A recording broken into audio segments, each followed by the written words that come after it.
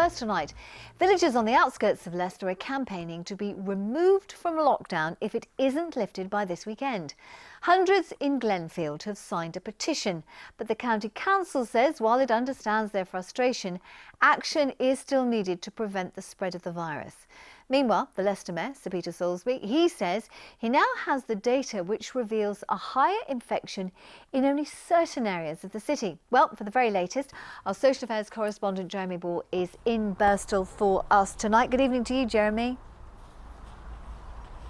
Hello, Anne. Yeah, this used to be the Park and Ride, but now it's a COVID testing centre. And I'm speaking to you here right from the very edge of Leicester's lockdown zone. But we're actually some distance outside the city boundary here. And for people who live in these areas, that's raising real questions about why their lives are still on hold. Kim worked hard to get the Railway Inn ready to reopen on July the 4th, but her pub's still closed because Glenfield's in Leicester's lockdown zone. Yeah, I've had enough. It does make you angry. It feels very unfair. I've got a cellar full of beer, which we was opening on the 4th of July, and I can't use it.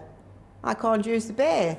It's upset other villagers too, and now they're campaigning to take Glenfield out of the lockdown area. This local petition's been signed by well over 900 people. If you look at the facts and figures, we've had 55 cases over the 4-month period, whereas obviously neighbouring villages, in fact, have had more than us.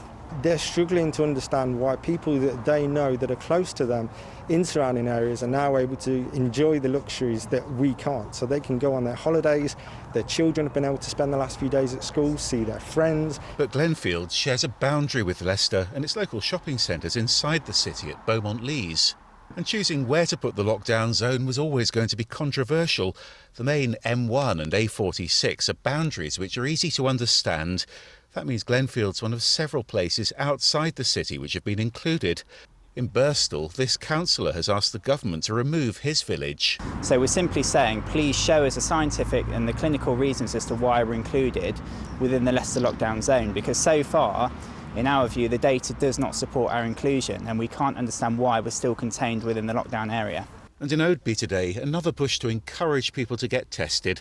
Figures show a spike in coronavirus cases here too. You know, if you're in the lockdown zone, be aware that the places nearer the city tend to be associated with higher rates than other places in the county. And it's really important that people do get tested if they need to, but also observe the rules and regulations that are in place in their particular area. For Kim, that still leaves a big question about when they'll call time on Glenfield's lockdown.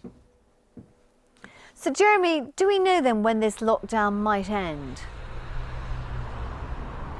Well, that all depends on a big decision being taken tomorrow. The Health Secretary, Matt Hancock, says they're going to review the latest data to see if there's been enough improvement in Leicester's infection rate. And we've been speaking this afternoon too to the Leicester Mayor, Sir Peter Soulsby, who revealed the latest picture they're being given. Now that shows the virus is having a much bigger impact in more deprived parts of Leicester, particularly in the east of the city. He says rates are still unacceptable in around 10% of the city, and that the council's now visiting those streets to try to curb the spread. He also says he's expecting an announcement on what happens next by tomorrow night. I understand the Health Secretary is intending to make some sort of statement tomorrow, but it was a political decision that brought us into lockdown, and it will be a political decision that brings us out of lockdown. And I think, frankly, it's something you have to ask the Secretary of State, because it was who decided to bring us in, and he alone who will decide to take us out. One other development tonight, and the Prime Minister has announced there's going to be an independent inquiry into this pandemic, and you can bet that that's going to take a close look at what's been happening here around Leicester.